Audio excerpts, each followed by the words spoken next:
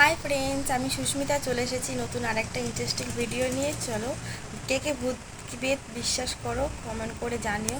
আমি বিশ্বাস করতাম না, তবে রিসেন্টলি আমি একটা ঘটনা নিজে চোখে দেখেছি, তারপর থেকে আমি বিশ্বাস করতে বাধ্য। চলো সেই ঘটনাটাই তোমাদের সাথে আমি শেয়ার করি। আমার বাড়ি বর্ধমান ডিস্ট্রিক্টে, সেখানেই আমার এক দাদা বিয়ে করেছে। তো আমার দাদা শ্বশুরবাড়িতে নদিয়া থেকে কজন লোক, মানে একজন ভদ্র মহিলা, তার ছেলের বৌমা ও তার নাতনি, মানে তিনজন মিলে আসে ঘুরতে। দিয়ে দুদিন তার ঠিকঠাকই ছিল। তার প্রবলেমটা হয় তার পরের দিন থেকে। আমাদের এখানে গ্রামের দিক একটু তাড়াতাড়ি খাওয়া দাওয়া হয়ে যায়, 8:30-9টার মধ্যেই যার যার খেয়ে নেয়।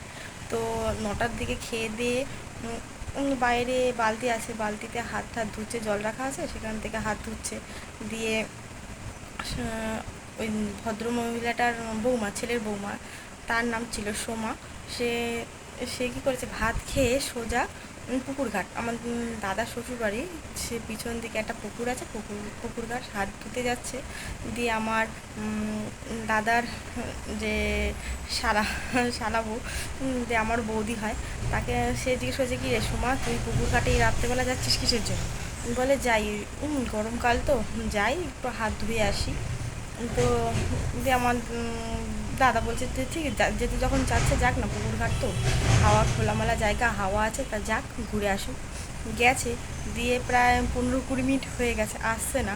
দিয়ে আমাদের উঠোন থেকে পুকুর ঘাটটা দেখা যায়। দিয়ে এখন দেখছি কি পুকুরের মধ্যে দিয়ে সে মানে আস্তে আস্তে করে হেঁটে যাচ্ছে। এই আমার মানে দাদার শালা, সে তারপরে আরও কজন মিলে দৌড়ে গেছে, মানে তার বউও গেছে, বৌমার দৌড়ে যায়, দৌড়ে গিয়ে তাকে ধরে, টেনে, মানে সে তো উঠবেই না পুকুর থেকে, টেনে হিঁচড়ে তাকে পুকুর থেকে তোলা হয়। দিয়ে বলছে যে তুমি আমাকে ছাড়ো, তুমি আমাকে ছাড়ো, আমি হচ্ছে দিঘির পাড়ে যাবো, ওখানে আমার বাড়ি আছে, আমার ভাল লাগছে না, আমি বাড়ি যাব। দিয়ে সে বলছে যে বাড়ি যাবি, ঠিক আছে কালকে বাড়ি যা, তা তুই রাত্রেবেলা পুকুরের মধ্যে দিয়ে তুই কোথায় বাড়ি যাবি? দিয়ে বলছে যে না, আমার ওই দিঘির ওই পাড়ে আমার বাড়ি আছে, আমি ওখানে যাবো, তোমাদের বাড়িতে আমার ভালো লাগছে না, আমার দম বন্ধ হয়ে যাচ্ছে। দিয়ে তারপর তাকে টেনে হিঁচড়ে তুলেছে। টেনে হিঁচড়ে তুলতে তো মানে অটোমেটিকলি এত মানে বাজে বাজে কথা বলছে, গালাগালি দিচ্ছে।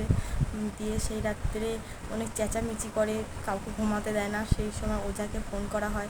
দিয়ে বলছে এই রাতের বেলা কিছু করা যাবে না, যা করা যাবে কাল সকালের আগে কিছু করতে পারবো না।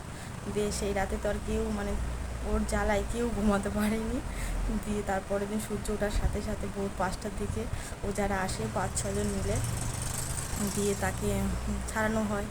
যে জিজ্ঞেস করা হয় যে কী রে, কোথা থেকে ধরেছিস, একে ধরেছিস কেন? দিয়ে বলছে সে ওকে ধরেছে সেই নদিয়া থেকেই। তার বাড়িতে সন্ধ্যাবেলা উঠোন ঝাড় দিচ্ছিল, উঠোন ঝাড় দিতে দিতে হঠাৎ করে সে পড়ে যায়। দিয়ে সে পড়ে গিয়ে তার শাশুড়ি উঠোনে দাঁড়িয়েছিল, তার শাশুড়িকে বলে, ও মা, তুমি আমাকে ধাক্কা দিয়ে ফেলে দিয়েছো কেন? দিয়ে বলছে, তো তুই এমনি পড়ে গেছিস আর আমাকে বলছিস আমি তোকে ধাক্কা দিয়ে ফেলে দিয়েছি, আমি তোকে ধাক্কা দিয়ে ফেলতে যাবো কেন? দিয়ে সেই সময় নাকি তাকে ধরেছিল, 3খানা ভূত মিলে তাকে ধরেছে। তো অনেক কষ্ট করে তাকে ছাড়ানো হয়েছে, ছাড়িয়ে তারপর সে বাড়ি গেছে। তো এরকম ঘটনা কারোর সাথে ঘটে যদি থাকে অবশ্যই বলো, আমি আমার চ্যানেলে তোমাদের ঘটনাগুলো তুলে ধরার চেষ্টা করব। আপাতত এখানে, বাই বাই, টাটা।